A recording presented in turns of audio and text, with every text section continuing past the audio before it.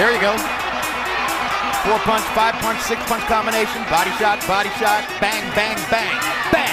Telling him not to counterpunch. Boom!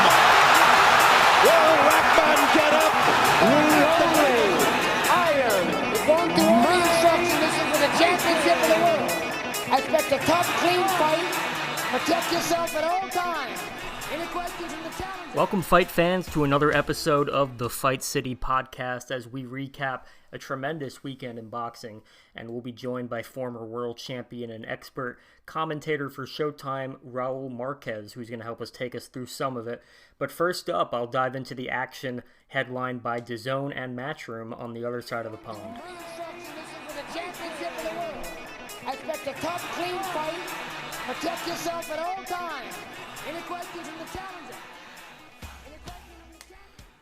In the main event of the Matchroom card on DAZN in London, we saw unbeaten welterweight prospect Conor the Destroyer Benn scoring an explosive 82nd knockout of veteran journeyman Samuel Vargas. While Vargas has been stopped on several occasions earlier in his career, not once has he been demolished in short order like this, despite being in there with the likes of Earl Spence and Danny Garcia, and even Virgil Ortiz in his last fight. So it's kind of hard not to get excited about a performance like this, despite the fact that it's even harder to really make thorough assessments off of Conor Benn's progress with a performance like this as well. Good news is that it looks like he has his power and ferocity like his father before him, but of course, with the caliber of opposition he was in against and the length of the fight, it was hard to gauge how Benn's technical prowess would play out against a higher level of fighter.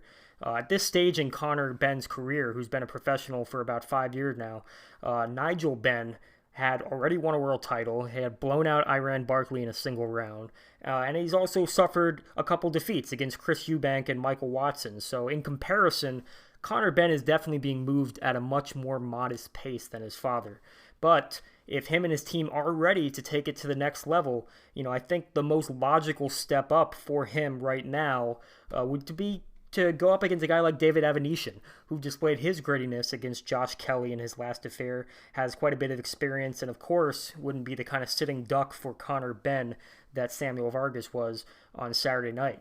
I've heard others on social media call for Conor Benn versus Jose Cito Lopez, the Riverside Rocky, which would of course also similarly test Benn's endurance, toughness, and his chin. But to me, I think a fight with David Avanesyan makes a little more sense because I think it sells big in the UK. Benn is already a big name in the UK, and he would be avenging his countryman Josh Kelly, who was stopped in the UK by Avanesyan. And he'd also be fighting for a European title, so that carries a bit of weight across the pond as well. But whatever is next, I think we'll all be keeping our eyes peeled for Conor Benn, who's an extremely exciting young prospect, to say the least, a very big welterweight, and he might have a very promising future in front of him. This is for the championship of the world. I expect a tough, clean fight. Protect yourself at all times. Any questions from the challenger? And next up, we're glad to welcome former world champion and expert Showtime commentator Raul Marquez to discuss the Showtime triple header this weekend, headlined by Jerome Boots Ennis in his career best performance over Sergey Lipinets. It's an honor having you with us. It's great to be on, and I met you over there in Freeport at the Nationals, and you told me about your show, and it's always fun to dissect boxing fights and talk about them. Absolutely. So having covered Boots throughout his development on Showbox, what did you make of his showing against Lipinets? Well, let me start from like how you said, ever since I've seen Boots Ennis on Showbox, and we also, I know his dad. We go way back. He knows us from amateurs to Bozy and stuff. So, but and what do you expect from a kid that's been in the gyms ever since he's a baby? I was always impressed by Ennis. His style, just he's flashy. He's got speed. He's got power. The way he switches from lefty to righty to lefty. I think he's a complete package. And ever since I saw him on Showbox, I said, this kid's very talented, and I think he's going to go somewhere. He's going to go places. And I think he's on the right road. On Saturday, he did what he's supposed to do. He made a big statement.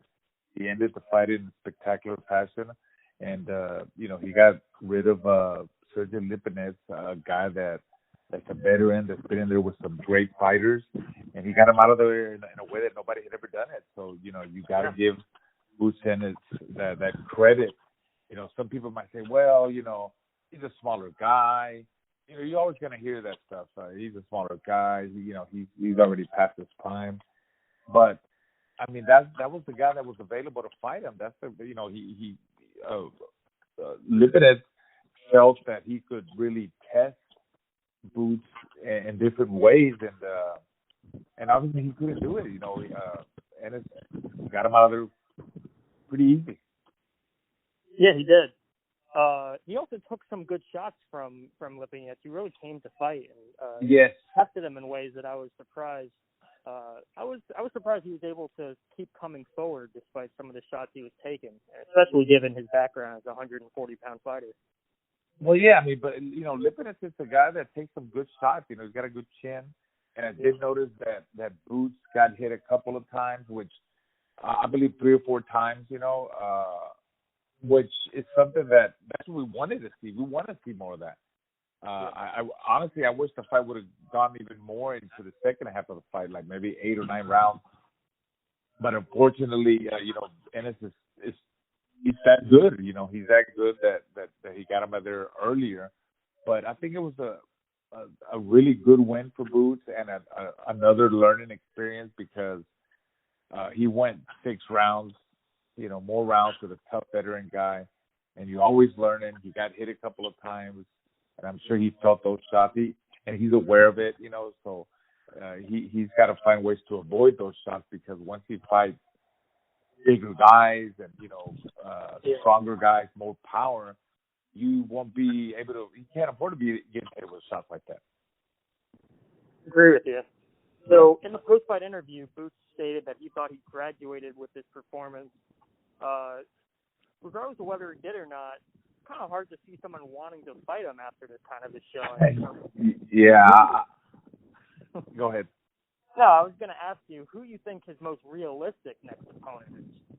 Honestly, I mean, that's a pretty hard question because, like you said, I mean, he put on a dominated performance, and it's going to be hard, to get fighters in the ring with him, especially the bigger names because they had nothing to gain by beating a guy like Boots. And I don't blame them because if I was them, I wouldn't fight him. The only way I would fight him if I was forced into it, like maybe a mandatory situation. So, that's where the real work starts with Boots, with the matchmaking, with his dad, whoever makes the matches. It's going to be hard to find someone of a name that wants to get in there with Boots. Like I said, I just don't think any of the superstar fighters are going to fight him right now because it doesn't mean nothing. So, I've been looking at different names, like maybe another fight. Like I know Omar Figueroa is going to fight Abel Ramos at welterweight. Maybe they, I don't know. He could fight the winner of that fight. If Lipinets fought Mikey Garcia, I know Mikey Garcia was looking for a fight. I can't imagine Mikey Garcia wanting any part of Boots Ennis. Well, Mikey was trying to get the Manny Pacquiao fight, but I don't think that's going to happen. I think he's been out for a while, like ever since he made that big payday with Errol Spence, and I think he wants to make those kind of paydays. But in order for him he thought he was going to get it with Manny Pacquiao. But in order for him to get back up there and make those kind of paydays, he needs to fight. It's been a while since he fought. So you're right. Mikey Garcia might not be the right fight. And then I was thinking about Ugas, who's not a superstar, but he's a well-respected champion, and he wants to get the big names too. Yep. And maybe a fight between Boots and Ugas. Ugas will be like, hey, they're talking up Boots really big, so, and Ugas knows that he's not the superstar guy like Errol Spence, the Danny Garcias, the Thurmans, the Sean Porters. Maybe a fight between Ugas and Boots Ennis, and the winner gets to fight, the big names. Yeah. Now, a lot of the guys you mentioned are well connected in the Heyman stable of PBC. Yeah. Boots Ennis, he headlined a Showtime PBC card on Saturday, but in terms of his connections, I know he's managed by Cameron Duncan, but if he wants to get these kind of fights, does he have the connection to make that happen? Because if not, Heyman would just be sacrificing one of his better fighters against a guy like Ennis. That's up to Cameron Duncan and the management, the Mosey and and that decision. That's whatever they think is best for him, or whatever they could do that's going to work for them. Hopefully they can work something out for the sake of the boxing fans, because that's what that's what everybody wants. Yeah, that's what everybody wants. He's a tremendous talent. In the co-feature, absolutely, we had unbeaten Lithuanian contender Montes Stanionis. He was taken to the limit by a KG veteran Thomas Delorme, but nonetheless pounded out a hard-fought unanimous decision. What did you make of his performance, and where do you think this puts him in the mix of rising welterweight talent? Well, I mean, he was an Olympian. He's still young, very inexperienced. He doesn't have a lot of professional fights, but he's strong. He's got really great power. He's well conditioned, and this is a fight that hopefully he learned from it, and he's gonna get better. Find a guy from like Delorme who's a veteran that's been in there with some pretty good fighters, but he's still a work in progress, and he's definitely not in the same class as Duran Ennis. Yeah, but I think what kind of set this performance apart from the explosive Duran Ennis knockouts and Conor Benn getting the first round knockout against Samuel Vargas is, he actually got to go 12 rounds with a quality fighter and had to make adjustments. Right. Is this the kind of performance that will make him into a better fighter at a faster rate than Ennis and Benn's performances this weekend? Well, I mean, I wouldn't compare. Everybody's different, I wouldn't compare to Duran Ennis or Ben. Stanonis is his old man himself, but it's always good for a young prospect to go the rounds, And he went 12 good rounds with, like you said, Delorme, who's a veteran that's been in there with some really good fighters, and it's good for his confidence. And and Stanonis, he just needs to keep polishing up on his skills. I mean, he's very talented. And he's going to realize maybe that he should have started earlier. I felt like he waited too much early in the fight. Seems like he ran out of rounds a little bit, because he had him the round 11, round 12. You could tell Delorme was really moving around a lot and holding, and he was gassed, and he had that cut, that gas that opened up too on his eye. I just felt like if Stanonis, he was walking him down later in the fight. If he would have applied pressure, more pressure early on, and maybe worked the body a lot more, because he's strong. He's a good body puncher. Yeah. I felt if he would have done more of that, he might have got him out of there. So, but it was good for him to go 12 rounds. His confidence. Plus, I think he said in the interview he hurt his hands too. He might have a hand problem, so he's got his hands. He's got to worry about it, and hopefully he could fix that problem. But yeah, he's a strong guy, man. He's just very durable. Like Delorme was hitting him with everything he can, and he just kept coming. It was like a wall, like a wall just kept walking him down. So, and of course I like those kind of styles, because my style was aggressive, and I came forward, and real nice frame defense, kind of like Arthur Abraham, the way he covers up, tight knee defense. Honestly, he reminded me a little bit of Abraham, the way he walked down. I fought Abraham, Abraham, had that tight frame defense, elbows in, high guard, winky right type of defense. Yeah. But like strong and rugged, and Stanonis was a little bit like that, but more of a combination puncher. Excellent jab. I mean, he hit him with he hit Delorme with every jab that he hit him with. I mean, you could tell his strength and his power, the way he would rock him. He would stagger him every time he threw a jab. So he's definitely very talented, and I like to see more of him. But like I said, he's still a work in progress. He's got more to learn, and he needs more of those type of fights before he really gets to the top. So in the first part of the card, we had perhaps, or by far, the best fight of the night. One of the best fights of the year among two super flyweights, Jerwin Ancaja and Jonathan Titan Rodriguez, and Cajas got the very close, seemingly very close decision. Didn't pan out that way on the scorecard. How did you have the fight scored, and what was your take of that battle? Well, it was an exciting fight. It was back and forth action. The whole Mexico-Filipino rivalry. On Cajas, he controlled the fight. Every time he was at long range or mid range, southpaw precision, his jab and his straight left hand, he controlled the pace of the fight. When he didn't stay in front of Rodriguez too much, he did his work and gave him angles, pivoted. That's when he was dominant. But Rodriguez, he's Mexican, and he had whatever that means to people, but I know what it means to me. He's got a big heart. And he had that warrior mentality. That's what he mean. That's what I mean when I say he's Mexican. And he took some rounds too when he closed the gap and he got in that close range. I think he got the best of Cajas.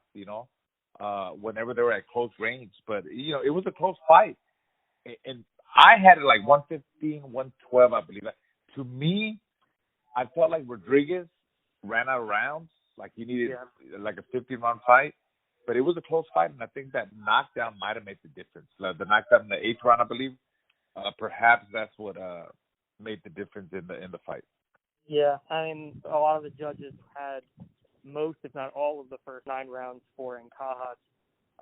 So really, he didn't have much of a chance to Titan Rodriguez if he was not going to pull out a late round knockout. But to be honest, when I saw him go down, I think it was in the 8th round from that body shot. You thought it was over? I thought it was over. I thought it was just beaten out of him.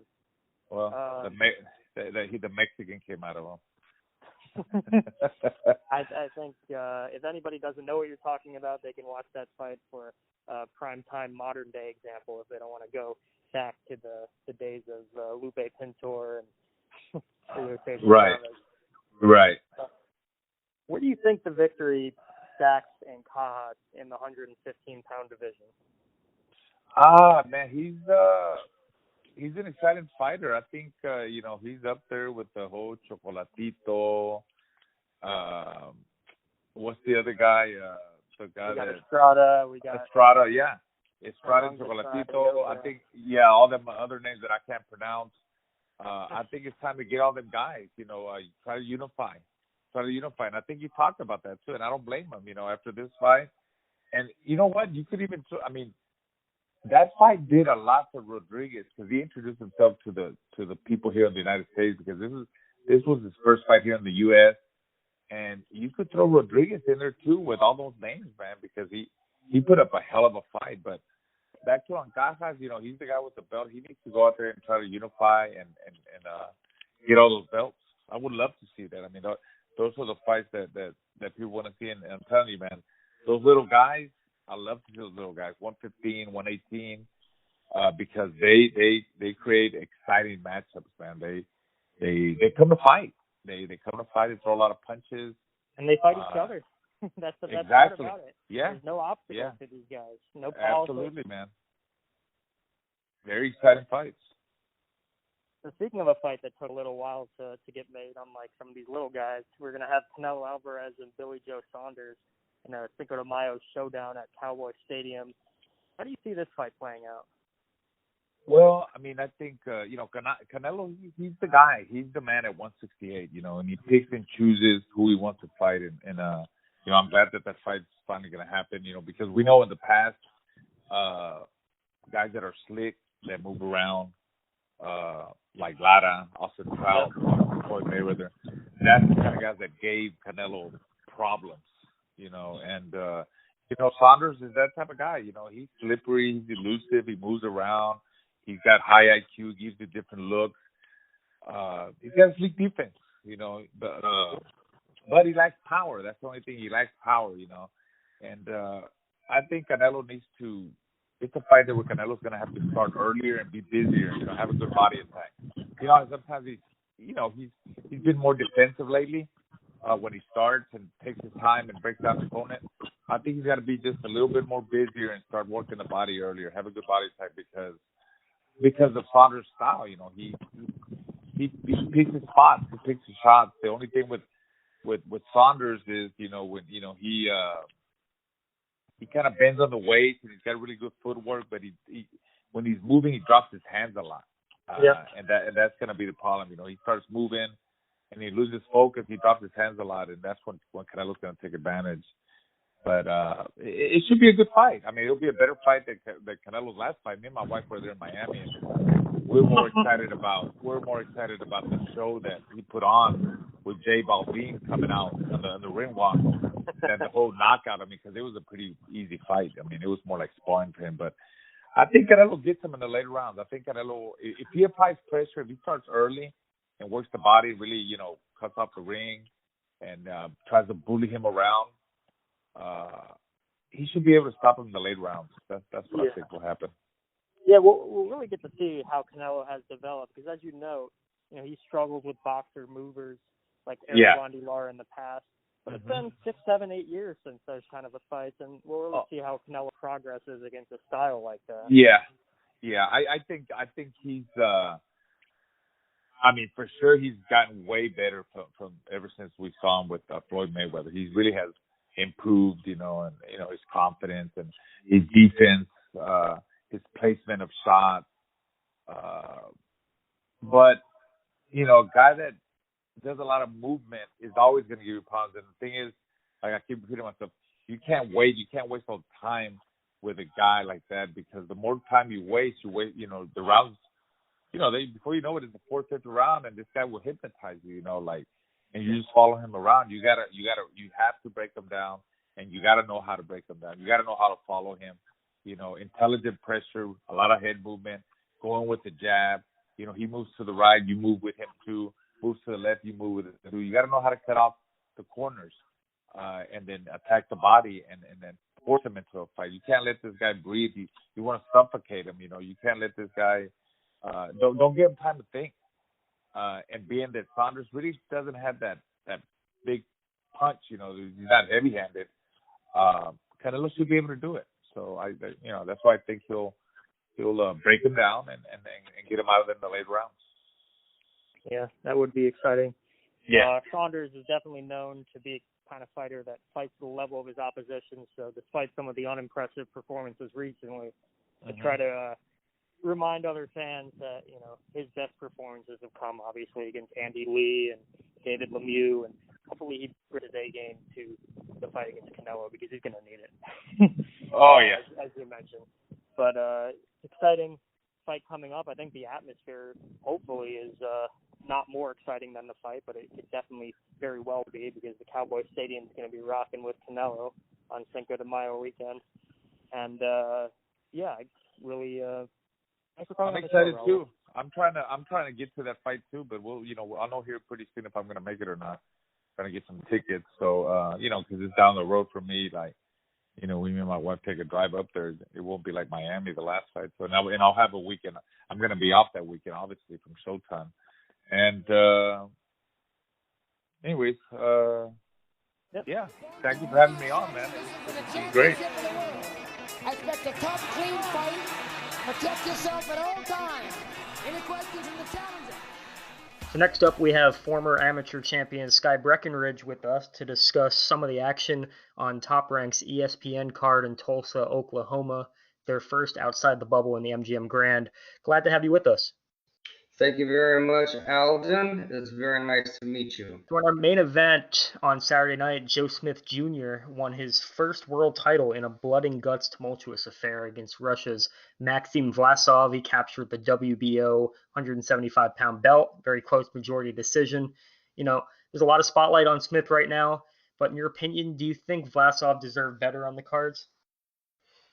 Yeah, I do. I think the draw was a pretty good card. I don't think he got much love from the other two judges. He put up a great fight, and I would like to see it again. In my opinion, I would like to see Joe go over to his hometown and try to win that fight there. I mean, this was a very heartbreaking loss for Vlasov, as this was his first title shot in 16 years, 48 fights. Obviously not the way he wanted it to turn out. You see that look of disappointment on the end. He's also 34 years old, so if he doesn't get a rematch with Joe Smith Jr., where do you think he goes from here? Man, you know what? 34 is still young, especially at that weight class. I think with his skills, if he tweaked a couple of his offensive attack skills, he squares up a little bit. He leaves himself open. I think that if he turns a little more sideways, uses that jab a little bit, I think he can compete with some of these guys in the top 10 for sure. Does he get another title shot with some of these guys? I don't know. Like I said, I think he should give Joe a rematch, and then I would like to see what happens with this guy. He's a damn good fighter. He showed a lot of heart, and I think if he punched a little harder, he would have took Joe out. Yeah, I thought he was on his way to taking Joe out as early as very early rounds. The first round, he opened up a nasty cut. Credit to Stitch Duran for keeping Joe in the fight. Yeah. But did Smith's perseverance in any way change your opinion of him as a fighter, make you look up to him more? No, from the first time he broke onto the scene, let's just say Fonfara, right? Yep. Let's say that's his breakout fight to probably most boxing fans. They went, whoa, wow, this guy knocked out Fonfara in his backyard. What was surprising, but that's when us boxing fans went, wow, here's this guy. He's got power. He doesn't have a whole lot of skill, in my opinion. I think he's dealt with these fighters with chin and power, right? The guy needs some boxing skills. Let's be real. If he wants to fight Artur Beterbiev, right? Which I don't think that's the road he should go down, in my opinion. I think he should give this other guy, Vlasov, another shot. If he fights Beterbiev, I fear for his health. Yeah, I'm with you. I don't think he's prepared to take on Beterbiev as well. If he doesn't fight Vlasov again, and there's probably some reasons why Joe DeGuardia wouldn't want him taking on that kind of opponent again, what do you think the logical progression towards a Beterbiev would be? Because he does have some technical kinks that he needs to work out, clearly.